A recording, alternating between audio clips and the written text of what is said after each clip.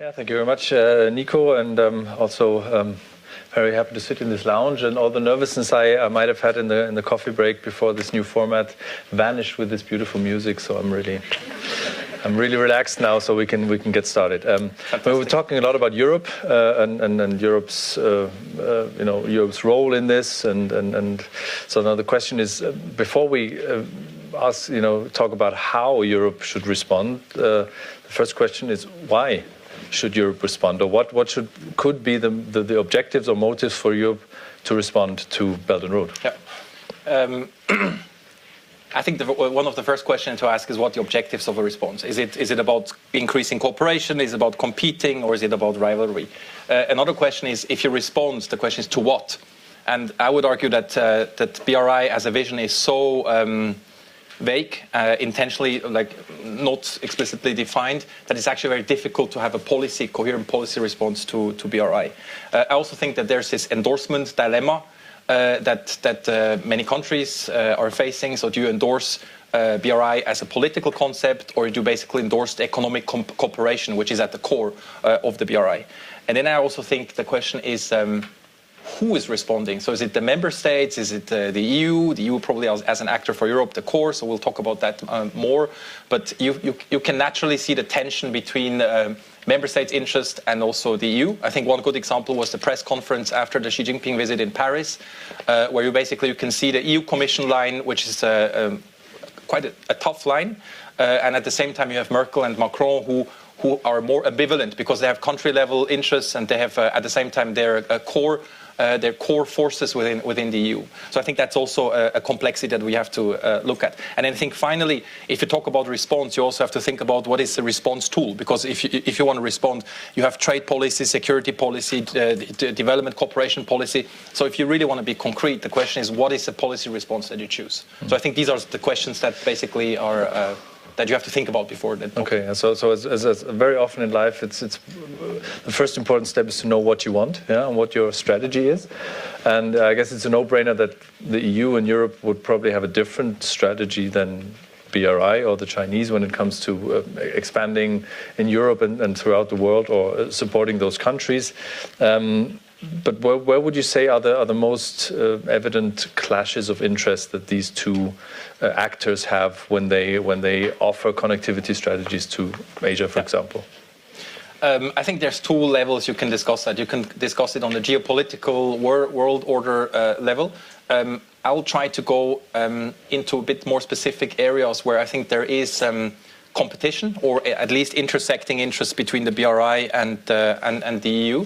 And what is guiding me is basically what are the interests of the European Union. And I think a very good core reference is the global strategy devised by the EU in 2016, where you basically have the full picture of what are the EU interests. My personal conclusion is that, and I'm very interested to hear what you think, is that there's 6 key areas of contention between BRI and EU interest. First one is, it was mentioned by a question from Felix, enlargement policy, so Western Balkans. You have 7 countries that are candidates, accession candidates or potential candidates, and out of those 7, 5 have signed BRI MOUs, and they're also part of the 16+1. So basically, that's one area of intersecting interests. A second one I would say is the Eastern Partnership. So it's the 6 countries, 3 in the Caucasus, and then Belarus, Ukraine, and Moldova. Where the EU is basically saying this is our neighborhood, and we work together for resilience in that region, and at the same time it's part of the BRI geography. I would say that's a second. A third one would be Connected Asia. That's part of the EU global strategy. It's basically saying connectivity, trade diplomacy, also talking about security architecture in the Asia Pacific. So the question is, what does the EU do? And that's basically the connectivity strategy that I mentioned briefly. What does the EU do that could collide with the BRI? I think there's multiple things. We can get to that. Then energy security. So the EU is 2/3 of oil is from Russia. 1/3 of gas is from Russia. It's a strategic priority to diversify energy supply. If you talk about diversifying, you will naturally come to Central Asia. So there's again is something that you have at least geographically intersecting interest. And then I think Africa is a clear one, because the EU has a strategic cooperation with Africa. and geopolitical interest in that region. And then the last one would be the Arctic, because Agatha was also mentioning that basically the Arctic policy, the EU is saying that it has 3 member states in that in the Arctic Circle, and there's the Arctic there's a framework. So the question is, how do you reconcile these two things? So there's a couple of specific areas where you have to look at BRI in intersecting with EU interests. Would it be too simplifying to say, on the one hand, China wants to expand and explore new territory, not in a military sense, but in an economic sense, and Europe wants to preserve or secure what it already has, so it doesn't, so the old world gets preserved? Is that too simple? No, I think the underlying question that you will have behind the question you're asking is, who has which ambition level and who thinks in which kind of space and the size of the space. And if you, for instance, now referring to a policy document, if you read the EU global strategy, it's clearly that it's not just about the EU borders and that's it. It has a lot of interests outside of the EU. But I would say that just from looking at the BRI and my understanding, I mean, it's never at the geographic scale of the BRI, because as Bruno was also saying, the BRI is basically inherently global. It's everything is in that concept. Okay. So, I mean, looking at the world today, I mean, everything is getting more complex, more connected, more digital, whatever. So let's just assume we agree on the fact that we're not living in a black and white world anymore, where, there are simple answers to complex questions.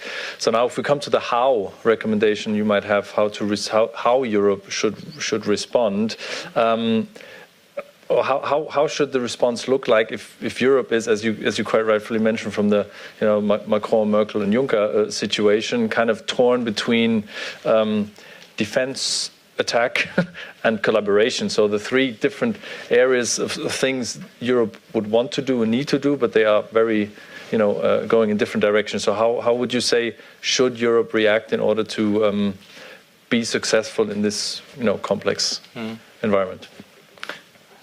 I think it starts with the acknowledgement, and we had one question in before the break, I think, in this direction. It starts with the acknowledgement that if the EU is unable to offer solution to basic needs within the EU or in vicinity or in the neighborhood, then other actors will step in. So the question is whether the China dependence of this periphery, as we called it, will increase and EU influence will decrease. So that's one of the questions. I think one of the most direct responses to the BRI has been the EU. The Europe-Asia connectivity strategy has been from last year. But if you read through it, I think it's very interesting. It's basically the stance that it takes is cooperative. And the main project that comes out of it, there's multiple things in it. There's an ASEAN leg about cooperating in the ASEAN sphere. There's a Central Asia strategy that you need. There's ASEM, Asia-Europe meeting, basically on that level where you try to synchronize connectivity. But the core is the EU-China connectivity platform. And that connectivity platform, basically the work that's being done there is just looking at synergies. So in that sense, the response from the EU towards the BRI so far is mainly a cooperative stance. I would say, and but at the same time, you could from the overarching EU interest, you would say that definitely will be more protecting its interest in the Western Balkans, Eastern Partnership, and in Africa. Why this? I think there's a natural inherent limitation of what EU can do, what the consensus is on how far you want to project EU interests, and also I think the funding that has been mentioned in that EU Asia connectivity strategy is aspirational. I mean, it's basically saying that the European Investment Bank, EIB, and the EBRD will leverage those tools, but it's not clear how much funding you will have. So I think what EU will do in terms of a response, it will continue to engage more, probably.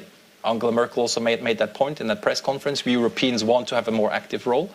It will engage more, but it will be very careful in endorsing the BRI in its part where it's a geopolitical construct and an expression of Chinese more global ambitions. So it will be an ambivalent approach, but I think it will be more active in that.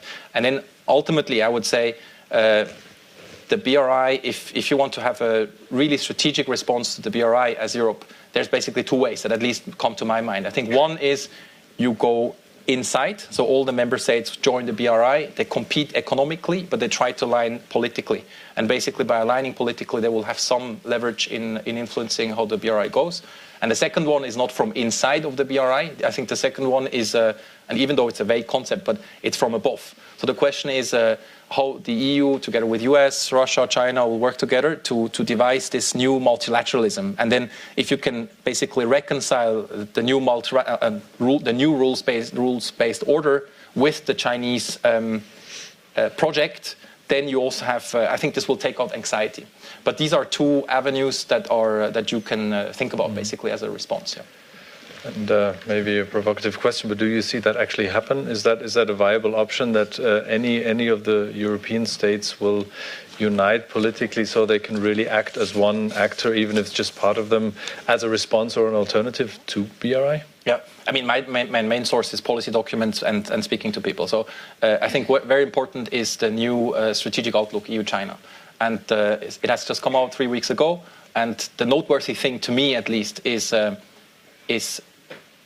first of all, I think many things that are in the document have been implemented in a more competitive stance towards China. At the same time, it made announcements that just 2 weeks later, they already executed the next one, which was the 5G security announcement. So I think that was interesting. So basically, it shows the credibility of when you claim something. And the third thing, a feature that struck me was that whole of EU approach, whole of government approach. So it means that it is across all the commissions and everyone is aligned in using cooperation, competition, and rivalry as a framework to look at the EU-China relation. So I think if you have to look at that in this broader context. Yeah. Mm-hmm. And I mean, there are critical voices that say the EU, the Europe-Asia connectivity strategy is a nice thing. It's a good start. It comes too late. Why?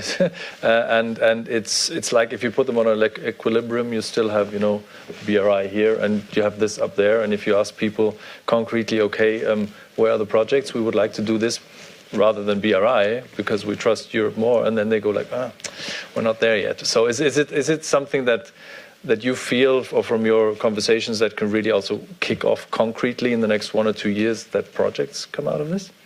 I think the biggest difference, if we talk about connectivity and then we look at it from an EU perspective or from Europe perspective, I think the experience that the EU has is about regional integration. So it's about the single market. And actually, probably this is not very visible, but for instance, until 2030, the EU will have in total mobilized about 800 billion euros for the TENT. TENT is the Trans-European Network. Basically, that's connectivity within the EU. And maybe at the periphery, it will be expanded to the Eastern Partnership, so in the direction of the BRI, and then on the Western Balkans, there's also policy that will accelerate that. But I think this is we have to recognize that the core focus of the EU in terms of connectivity was inward. And I think a lot of things has been done, and the concept that comes out of it is probably also different from the Chinese concept of connectivity. It's a lot about regional integration, and then in periphery where you have an interest and where you project the interest. That's how far you go in terms of connectivity. Maybe we need a EU-Asia connectivity strategy PR manager, because I think it's really, as you say, by 2030, so much will have been done, but it seems that nobody really knows it or doesn't acknowledge it. And from a BRI perspective, they were over-PRing it, so the promises were higher than the results sometimes, but it's kind of exactly the other opposite. So I think maybe that's something that where Europe can, we're more fact-driven, whatever, can also every now and again advertise the good things we're doing. Yes, maybe. I would agree. I would agree on this. So, I mean, Europe is one thing. I mean, we're sitting here in Switzerland, and when I was invited here, I was like, I didn't have Switzerland completely on the radar in the first place at being part of the Silk Road. But of course, there's many good reasons why Switzerland should also engage. And I heard from our conversation yesterday that it's also a discussion in the public here in the last weeks and months. So before we try to answer what Switzerland can do and how Switzerland should act, maybe you could give just a brief overview of what is actually happening in the discussion around BRI in Switzerland. I heard about discussions about signing an MOU, and so you mentioned that there's a lot of vibrating discussions going on. around the topic. At least in the newspapers, there are articles. Yeah, I don't know how many people talk about it, okay. but I think the Switzerland story with BRI has started in 2017 when at that time our president of the Confederation, Doris Leuthard, went to Beijing, and I think she's also part of that roundtable statement, which I think is a very good document that came out of the first summit. And then basically in between then and now, there's been some private sector initiatives. So if you look at what ABB China does, they do some Belt and Road, at least labeled at Belt and Road, or Bank Vontobel, a wealth manager here in Zurich, has an MOU with China Construction Bank, which is also labeled as BRI. So there's some of these initiatives. And now looking ahead, end of this month, the BRI summit, Nico was saying it in the beginning, so Uli Maurer is going, and he basically in January, when Wang Qishan was visiting Switzerland, he already publicly said that Switzerland's gonna sign an MOU. Yes, I think that's basically that's where we are. Yeah. Okay, so what would your recommendation be? Is that an appropriate thing to do for Switzerland to sign an MOU on BRI? Maybe first a little bit of framing. I think Switzerland is not. We are not a strong force in systemic rivalry. I would say as a country. So it's we naturally look at the BRI in a different way. So the way we'll look at it is the question of how much do we want to align ourselves and under which conditions we want to align ourselves politically with this initiative. Yes, and then I think there's also some boundaries that we have to consider. Basically, if we don't endorse the BRI to some extent politically, there's less probably business or economic opportunities that we can tap into. And then also Switzerland is different from Italy in the sense that we're not looking for financing into Switzerland. We talk about a third party market cooperation. So we will work together with China in Africa or in Central Asia or in Southeast Asia. It's not necessarily about here. And I think I also think that China is quite clear what it wants from Switzerland. I think the Swiss opportunities are on the insurance and financial expertise side. Switzerland should be a fundraiser because as a platform, fundraising platform, and help to fund BRI projects. And I think it's less on the industrial side, on the EPC side that Agatha was mentioning for Swiss economies. But I think these are the boundaries under which we basically have to then assess the political engagement. Mm-hmm. Okay, so comparing your recommendation for Switzerland with your recommendation for Europe or the EU as a response, what would you say were the clear where are they overlapping and where is a complete we say, well, Switzerland should go here, but while Europe is going here? I think engagement with China for Switzerland is strategic, mid-term, long-term, of course. BRI is its most important foreign policy initiative, so there's some level of engagement that we should do. I think also it was mentioned in the beginning, China has just started its spree of institutional statecraft. So it started with, there's AIB, the new development bank, there's RCEP. So there's a lot of these institutions coming out, and they're also being adjusted along the way, as we heard.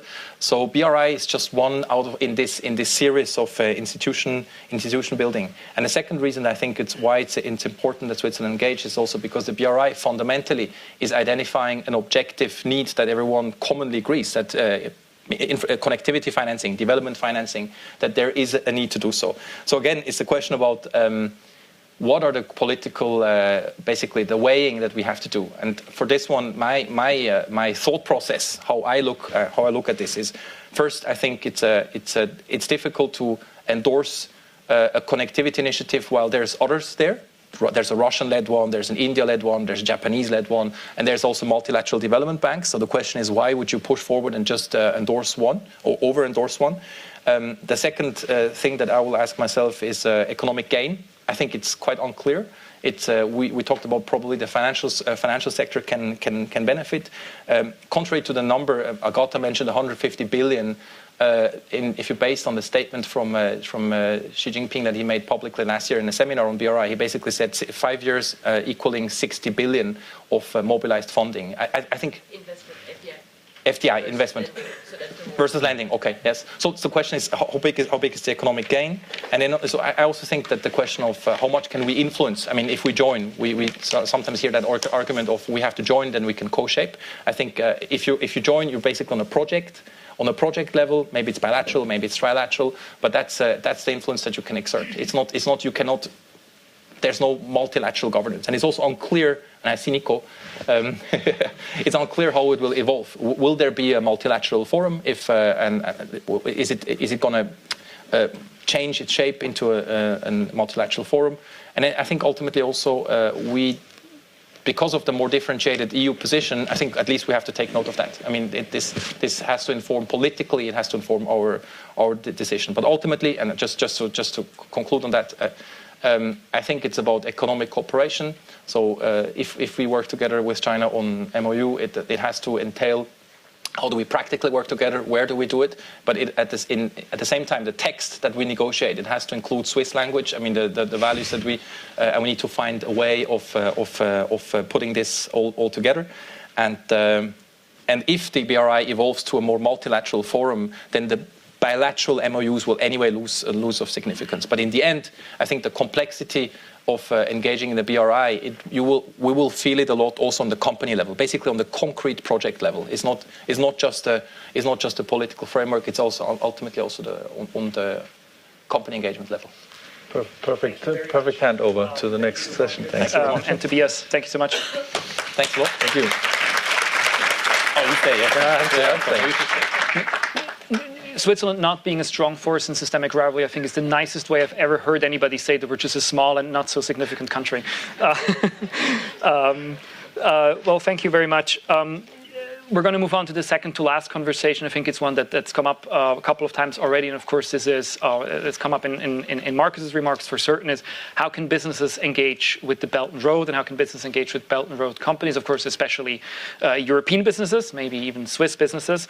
And here to talk to Tobias, who of course can talk about the Siemens case and other cases as well, about this is Theresa Fallon, who is the founder and director at the Center for Russia, Europe, Asia Studies in Brussels. And one of the center's main research areas is the Belt and Road, and especially the European response to it. So this is a perfect match for this particular conversation. So please, Theresa, over to you. Thank you so much. I'm so impressed. You've had the whole afternoon here, so thank you very much for sticking it out this long. You'll know everything there is to know about Belt and Road by the end of the day. So I'm so glad to have Tobias here. Tobias Dennehy, head of the Belt and Road Task Force. He's already been introduced, but he's also got a title as corporate story architect. So I was like, I can't wait to meet this guy. And I had a dinner with him last night, so he told me lots of wonderful stories. We both have Irish ancestry, so Irish people like to tell anecdotes. I had a wonderful experience today I haven't seen. We knew each other in Beijing for 4 years, and I haven't seen you in 11 years. So I'm so delighted to reconnect here at Asia Society. So when I was in Beijing, we went to the Dragon Boat Festival, and my son, who is about 3.5 years old, went down a manhole. At the time, people were stealing the metal covers on manholes because the cost of the metal was so high.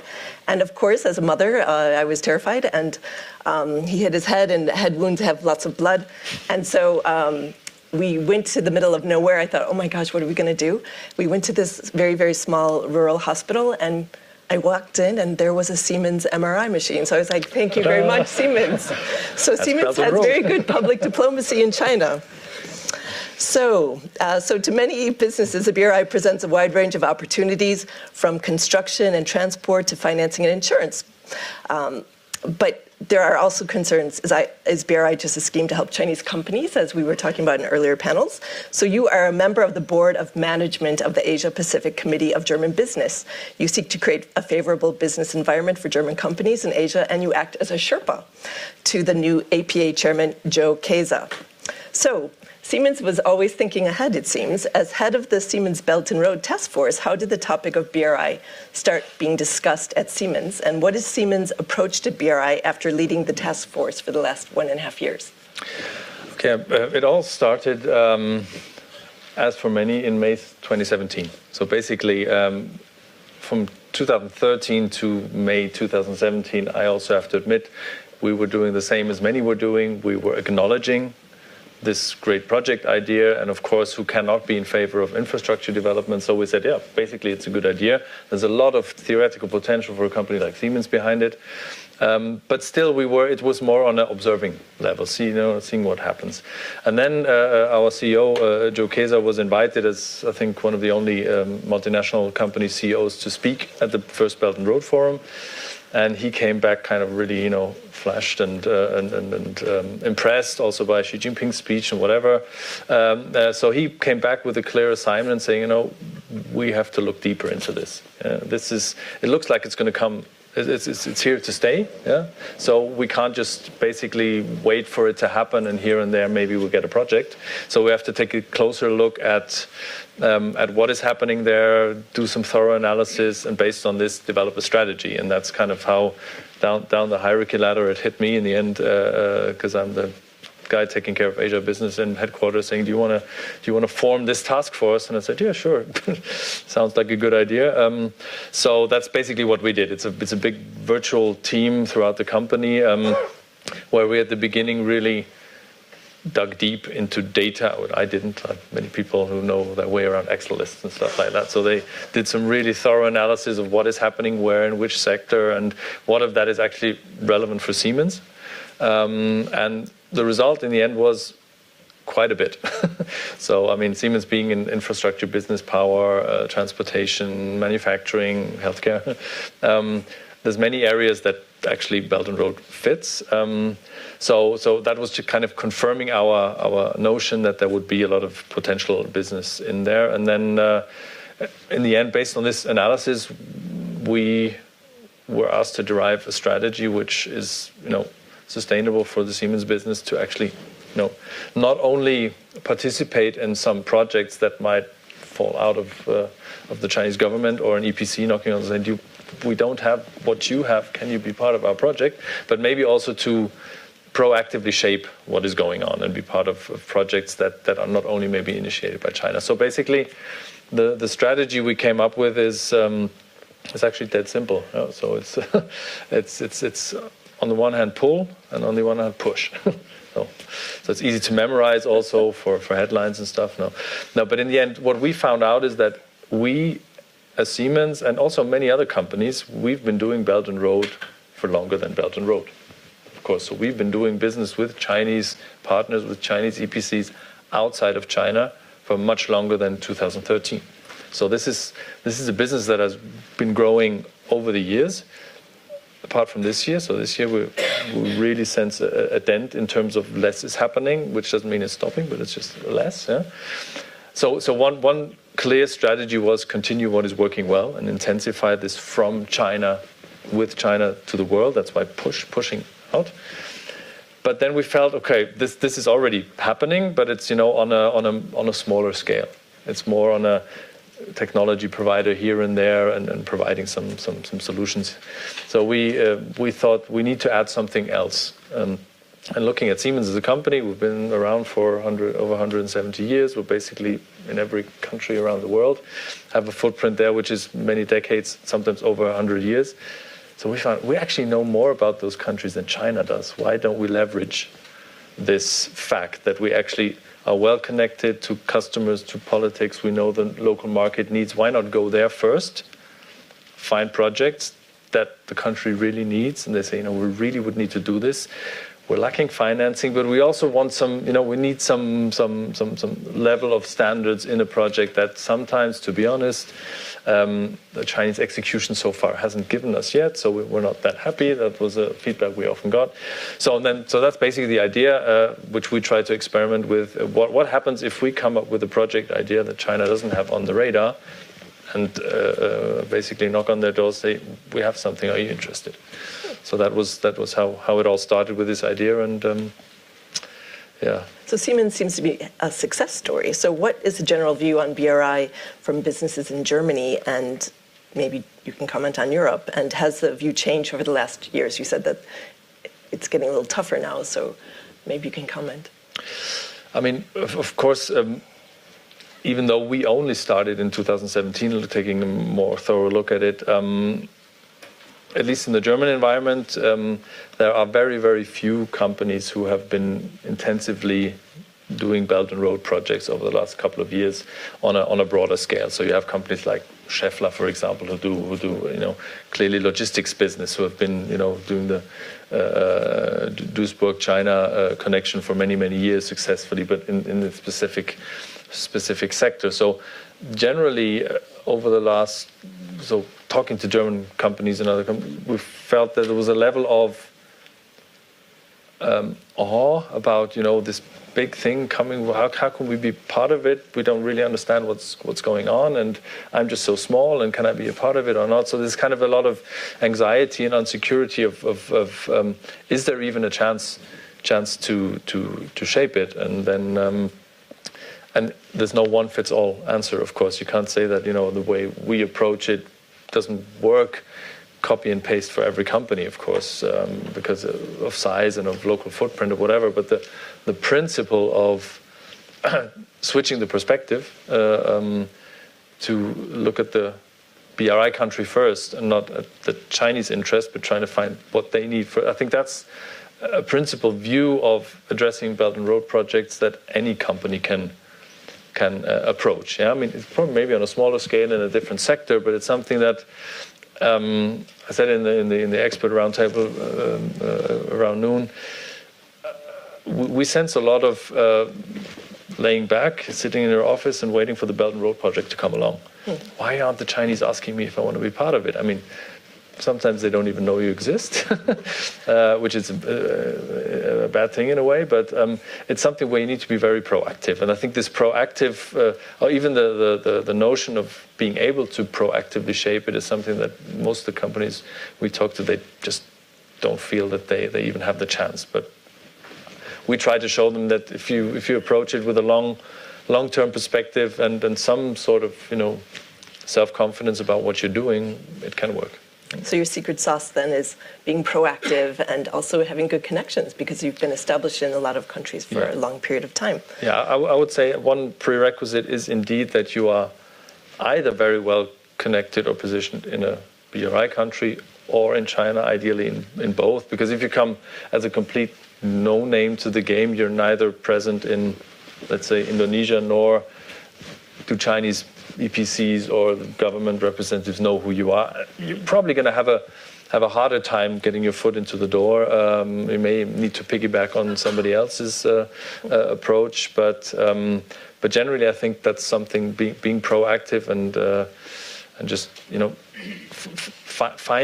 finding an angle, an idea where you think, well, this could be interesting to China, not only for investing reasons, but to find, what the way we try to phrase it, because I don't know what it was like in Switzerland, but in Germany, talking to governments, talking to customers, nobody can hear win-win anymore. It's like, oh, it's so China speech for many of them, and some even say it's a Chinese name. No, but we added the triple. So for us, it's not win-win; it's even triple win. So we think we need, for Belt and Road, you need three parties to make it a successful project. I thought the Italians came up with win-win-win. So Siemens also no, says we didn't get the copyright on it, but they okay. We always say maybe the Chinese win twice. Now they can win 3 times. So CSIS did a report that over 80% of the companies are Chinese that get these projects. So do you think non-Chinese companies can be successful in BRI projects? I mean, Siemens is a good success story, but it's a special... No, I mean that's something that I think you also mentioned, that of course up until now, and in the first 5 years, in this first initial phase, of course, I don't know if probably even 90% of the projects were won by Chinese companies, and then they only took somebody in if they desperately needed their technology or needed whatever support to get into the project. But I feel that entering into a kind of BRI 2.0 phase after these 5-6 years, with all the things that are happening internally and externally in China that we've heard about today, I think it's probably the perfect moment in time for, I would say, the made in Germany, Swiss-made brand reputation to step in. So I think it's something that still, and I hope it will continue to have a lot of value and reputation. And that's something where, I mean, countries like Malaysia, Pakistan, whatever, I mean, with all the challenges they have with the project so far, they're also gaining some more self-confidence. I mean, Malaysia was kind of the first example saying, no, we're going to have a closer look. We're not saying no, but we're going to have to take a closer look. And this is something where if we then step in and say, we know there's a big financing need. And to be honest, with all the strategies and initiatives around, probably China is still the most promising in terms of the amount of money that is actually available. But if now China is not so filled with this confidence, with the whole USA-China conflict and everything going on, that's a perfect moment in time maybe to negotiate into projects where you say, okay, dear customer in Malaysia, we have this product you need for this project. It's Swiss-made, let's put it there. It has quality standards, and as you said, I think the perfect summary of what we also think should happen is less projects, more quality, and involving the countries. And the quality aspect is something that, at least up until now, China unfortunately doesn't have the reputation of delivering to many countries. So I think that's something we can really now proactively bring to the table in negotiations or with partners we might have or your companies might have in specific countries. And I'm not saying like Siemens in 30, 40 of those countries, maybe it's just 2, maybe it's just 1. Piloting such an approach can be an endeavor worth trying. Yeah. So it's tough out there, but you're seizing these opportunities because at the time of pushback, this is an opportunity for these countries to diversify, not just to put all their eggs in the China basket. So I think it's a good opportunity for companies like this. So how can businesses engage better with BRI? You've been talking about that, but can you tell us more about the BRI Alliance of German Industry? Because what we started or initiated, and I would say, it's again a big title for something that is very much in its infancy. But the idea is that mid of last year, back then our Asia board member, Cedric Neike, responsible for China and Asia, and the back then chairman of the Asia Pacific Committee, who is now our boss, Joe Kaeser, so it kind of fits nicely.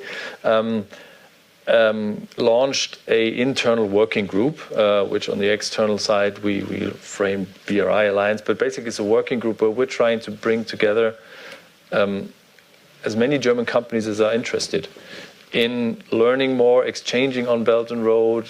First of all, it's bringing everybody to a same level of understanding what it is, what are the challenges, what are the risks, what are the opportunities, and then maybe in a later stage really maybe even finding or creating projects where 1 or 2 or 3 German, maybe even European companies jointly can do such a triple win approach with a country, which would then also make it easier, I guess, for governments who are reluctant to endorse the whole political aspect and geopolitical aspect of BRI, could say, wow, if we have proof that there are pilot projects where this can work, and you can really show me there is value creation in Germany, in France, in Sweden, wherever, that actually brings technology, brings employment to that country, even though it's in a Belt and Road country. I think that will also give the whole, from a let's say now Germany perspective, give the whole thing a more concrete, non-political aspect. And I also think for China, I think they are desperately also seeking this kind of positive PR. So kind of finding a project that is not just politically endorsed or an MOU signed and then nothing happens for ages, whatever, but something where it's a concrete project behind it. And then they can say, look, it's working. It took some time, but now it's working the way it should. So I think that's something where we can really, really help all sides of such projects to benefit. Yeah. Okay, and then quickly, to conclude, could this be a model for Switzerland? And what are some of the lessons learned? I mean, you've already talked about some of the lessons, but... I mean, I think I must admit that I don't know, apart from ABB, who of course we know very well, which Swiss companies are already active in Belt and Road projects here or there. So I think those few should be the leaders of the pack, bringing others together. And I mean, such a working group of Swiss companies is definitely something that can be replicated, because it's, first thing is to sit at the table, get the joint understanding, and then come up with a strategy maybe for Swiss companies how to approach it under such an MOU, because it depends on if you, as you say, it's really concrete. It's not just high level. Then there might be touch points for these enterprises to actually engage. So there's not a copy and paste solution, but I think it's worth an endeavor, bringing it all to one table and thinking about it differently. Well, thank you so much, Tobias, for telling us about your practical experience and the Sherpa storyteller. So we're very honored to have you here, and thank you very much. Thanks a lot. No, thank you. Thank you so much, Theresa. Thank you, Tobias. We have to, unfortunately, at this point, say goodbye to Tobias Dennehy, who has to return to Munich in a few minutes, so won't be able to join us later for Q&A. But has said that if any of you have more questions, then feel free to reach out to him. And I do really, I liked your point a lot, Tobias, about Siemens knowing sometimes a lot more about some of those countries than maybe the Chinese side. And I think that's as true for German companies as Siemens as it is probably for some of the Swiss companies. So we've talked today about the big picture of the Belt and Road, about its purpose, about what has happened, about how Switzerland, Europe can respond, how businesses can engage. And now for the final conversation, we kind of want to bring it all back together and look into the future. Which is a dangerous thing to do, but we're going to do it anyway. We've heard already a couple of times references to, the Belt and Road 2.0, how is it going to develop? There was an article a few weeks ago from a scholar arguing that Belt and Road will disappear. And I've never seen such agreement across the spectrum from anybody saying that that's definitely not true. So we're going to assume that Belt and Road will stay with us, but it will also probably change a lot. And here to discuss that with Theresa, is once more Bruno Maçães, who needs no introduction anymore. So without further ado, Theresa, Bruno, for the last part of this conversation, take it away. So the Belt and Road is a long-term project. Officials in Beijing will tell you that it's a 30-year project to be concluded around the middle of the century, 2049, when the new China turns 100 years old. That's the official line, but the other day at lunch, a Chinese academic and former diplomat actually told me that the BRI is a 100-year project. So at first I thought I would spend the rest of my life talking about BRI, but now I realize that my life will not be enough. Maybe your kids. My grandkids will have to finish the job. We'll focus on the next 5-10 years, and I'll start with this question of this opinion piece arguing that the Belt and Road may be coming to an end. Certainly the last year and a half has been of great pressure and reactions and some level of hostility against the Belt and Road. We also hear that China is in financial trouble and that the trade war with the US is taking its toll. So maybe it's not such an absurd question to start with. Is it possible to conceive of a situation where Chinese authorities will actually let the Belt and Road silently die away? Well, I read that article, the op-ed piece by Min Shinpei, and when you write an op-ed, you always do want to grab someone's attention. So I think since Xi Jinping had the constitution change and had the Belt and Road Initiative put into it, it will always be there. The volume might be turned down a bit, but it won't ever disappear, because in Asian society, you would lose face. So this will be around. It will never disappear. It could just be a Belt and Road language program in a school, maybe 50 years from now, but it will never, ever disappear. It's kind of like an EU program. But so that way, okay. So I don't think it will ever disappear. I'm going to keep it short and sharp here. How about opposition? So we have some level of opposition in certain parts of the world. In Brussels, it does seem. We'll talk more about EU in a while. In Malaysia, something we can discuss. But still, we don't have a concerted effort against the Belt and Road. I think you could describe that as a success for Chinese leadership. And we don't have an alternative. Is it conceivable within the next 5-10 years to have a second Belt and Road competing against the first? Well, I think First of all, China is the only country in the world that has such a positive narrative. They're talking about the Belt and Road Initiative. I mean, it's a program, at least. They have a strategy. And the U.S. is, under the Trump administration, is America first, which isn't a very attractive strategy. So China is, has a powerful narrative. Some inside China criticize Xi Jinping for this, because when you put a label on something, you're going to get pushback. So all of these investments were very likely going to be made anyway. But if you say, we're here at the Belt and Road, and we've got a song, and we've got a video, and everyone's like, wow, what does this mean? And everyone's identifying and looking at it and examining it much more closely. So there's always a flip side of publicity. But then we have a whole afternoon conference talking about China's Belt and Road Initiative. So this is really important public diplomacy. And Xi Jinping has this idea of the common destiny. We're all growing together. And in some aspects, their strategy. I think the most brilliant part of China's strategy in Europe, for certain, was that they told the Europeans that we have absolutely no strategy, and the Europeans bought it. They really believed that China had no strategy. So I have great respect for Chinese strategists. I think they're the most brilliant people on the planet, and they have convinced the Europeans, who slowly are waking up, and they're trying to come up with a plan. But in many respects, it might be too little, too late. Mm-hmm. Let's talk about reactions from first Europe and then America to the Belt and Road. And some people might say the reactions we're seeing now were entirely predictable and inevitable, but actually no. I think if I go back 2-3 years, 2016, lots of people thought Europe and America would either ignore the Belt and Road or sort of have a certain benevolent neglect, or even they might be, especially Europe, interested in working with China. So it's not so obvious how Europe and America will react. And let's think about the next 5-10 years. First, Europe. How do you see Europe's reaction to the Belt and Road evolving from now on? I think the Europeans were very confused by it, because when Xi Jinping came to Brussels, like this historic visit, he hinted at this Belt and Road Initiative, and no one picked up on it. And so they had a conference 1 month later with the catchy title, "Did you hear what Xi Jinping said?" And this is before they got better at their marketing, but they're always getting better. And so the Europeans like rules, and they like everything very clear, whereas the Belt and Road Initiative was very ambiguous, and they called it an A2, so it's ambitious and ambiguous. And the Europeans are like, so what are the rules? What does this look like? Is it top down? We need to know what the agenda is. So there was a really early disconnect, and I think at the beginning the Europeans thought, they weren't very taken with it. So when China carved out a sub-regional grouping in Central and Eastern Europe, which was talked about earlier, so I don't want to repeat, out of 11 EU member states and 5 possible accession states, Brussels started waking up, and they're like, what's going on? Is this a Trojan horse?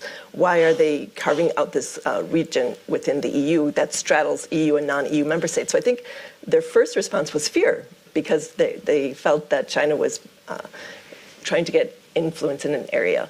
And then the U.S. response, I remember I went to a conference in Hawaii, so it was so exciting. I'm like, it's so great to be at a conference in Hawaii, but it's actually awful, because when the conference is over, you're alone, and you're like in a pool, and you feel like you're the lonely lady, and it's like not a good place. So it's a beautiful place for a conference, but it was the first time they had a conference on the Belt and Road.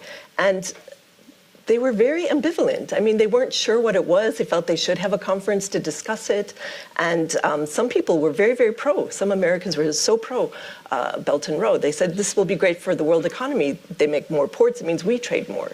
So the initial embrace, they thought, hey, this can't hurt us. And if they want to spend the money on this, they've got deep pockets. This will be good for everybody. But I think after what happened with Hambantota Port in Sri Lanka, this idea of debt for equity, changing the strategic landscape, rewriting geopolitics, then the U.S. really started to wake up, as well as India. A lot of other regions saw this as a really a geopolitical project, not just business. Because the Chinese were saying, we just want to do good business, we want to do good business. So I think slowly the reckoning, especially in Europe, they started to understand it as not just business, but also a geopolitical challenge. Mm-hmm. Do you think that the United States will try to actively undermine the Belt and Road? And of course, some people think they are already actively undermining the Belt and Road. It's interesting to know your opinion on that as well. I think this is the main question people have in Beijing right now. How, within the spectrum of the possible reactions from the United States, do you think it's actually possible that the United States will classify the Belt and Road as a major threat to the American way of life and try to actively destroy it? I don't think, because it is so ambiguous, they won't try to destroy it, but they are putting money into it now. And you see the Europeans coming up with a fund, so it's 60 billion. The US has 60 billion US dollars. This is a big change, because under Trump, he was kind of cutting all these aid programs. So they decided, his advisors have warned him, it can't compete with Chinese investments, but at the same time, it offers a diversity, it offers other options. So it's better than just giving China the complete narrative that we're the only people providing, this necessary infrastructure. So the U.S. kind of abandoned it. Mentioned earlier on the panel about the Belt and Road Initiative called the New Silk Road under Hillary Clinton. Why did that fail? There was just no money. So, and there's a reason why people aren't investing in that region. So in some respects, some analysts think that it's misallocated resources that the Chinese are. And the Chinese might have other reasons to do it for economic security and other. So there are some reasons why no one built these railways, and most trade, like 93% of world trade, is by sea anyway. So why are they putting this rail there? It's not economic. It doesn't make a lot of sense, and it was being subsidized. So the Europeans also looked at that askance, and the Chinese said, "Don't worry, eventually we'll make some money." So I think the questions of geopolitics, geostrategy, and who does this, who benefits from this? And I think that the understanding was that China was benefiting. So I think the U.S. is trying to create a counter-narrative along with Japan, but it won't have as deep pockets, but it is an opportunity for countries to diversify. One question on Europe before we turn to China itself. The other day, a Global Times reporter, a very enterprising young reporter, sent me a message on WeChat asking if I could, because the Undersecretary for Industrial Development in Italy, Geraci, he was in the Bao Forum in China, and he had been telling people that 2 European countries were about to join. And so the Global Times reporter wanted me to confirm whether that was true or not, and whether France and Germany were those 2 countries. Who do you think is going to join next? How do you think France and Germany will think about the Belt and Road within the next 5 or 10 years? What do you think is going to happen in Europe in terms of thinking and reacting politically to the Belt and Road? Well, there are 15 EU member states that have already signed the MOU, so there's not kind of this toxicity. But Italy, because it was the first G7, and when the Europeans had shifted dramatically their position on China, it was really looked at in a negative way. I don't think France or Germany will sign it. It's difficult to make predictions, but I doubt that they would sign it. And if I was a governor or a leader of these countries, looking at what happened in Italy, 2.5 billion for signing the MOU, and then they went to Paris. Macron got 40 billion so he didn't have to sign an MOU. So you don't need to sign an MOU for the BRI to do good business with China. So the Chinese like it to show that they have legitimacy to their domestic audience, but it's not necessary. And I think probably a better strategy right now, since they already have 15 in the bag, is to play precious and be like, oh, I don't think I can sign that. What else can you give me? So not to be so easy like the Italians and get a better deal out of it. I told the reporter, well, maybe Fallon, but then I thought I wasn't sure if Fallon had joined already or not, and she didn't know either, so that gives you an idea of how these discussions are going on. We're not very sure about what the list is. How do you think, this is a more important question, a more serious question, how do you think China will react to these difficulties? Do you think they saw these difficulties coming, or do you think they were taken by surprise? How do you see the Belt and Road's strategy and tactics being changed within the next 5 and then 10 years?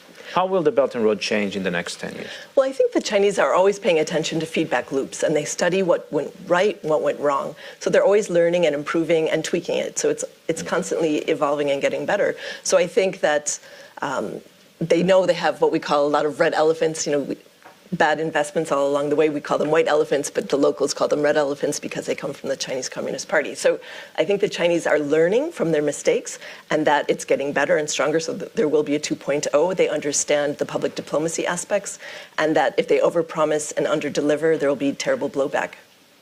The question I get more often than any other question in China, will the Belt and Road actually make money?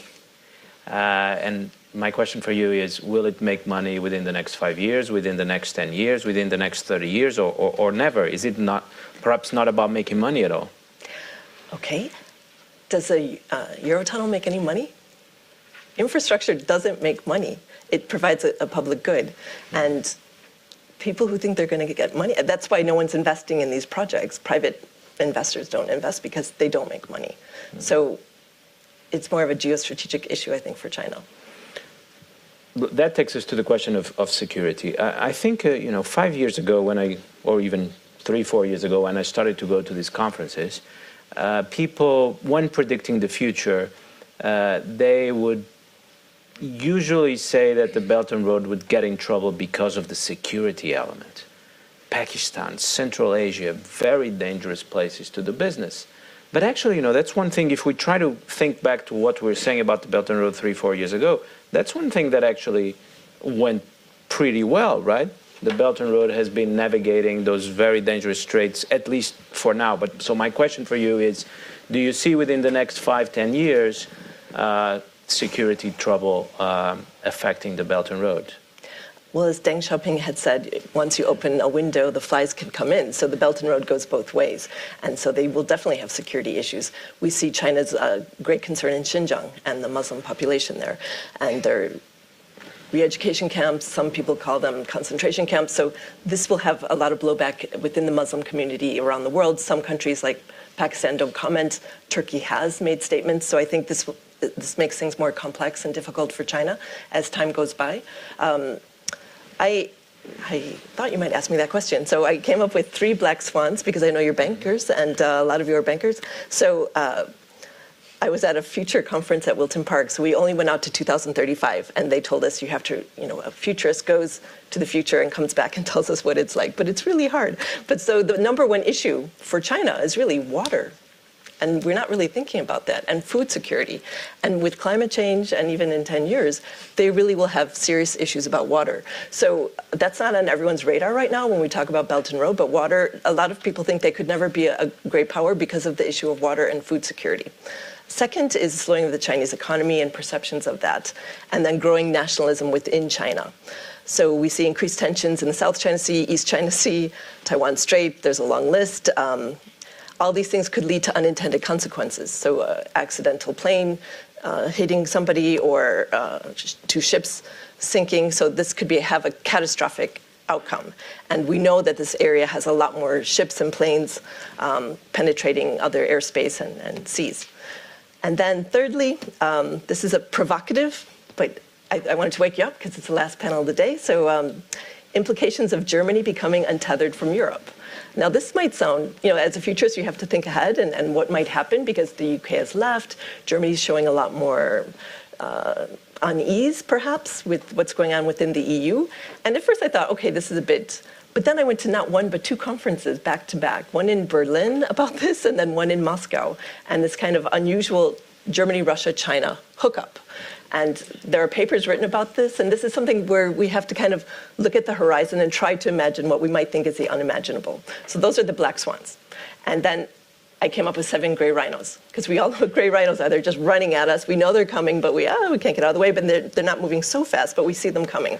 So I would say demographics. Everyone's always talking about the demographic bomb in China, but the whole region is in decline, okay? And I see him getting up. So, right, and... Okay, and the real question is about Xi Jinping.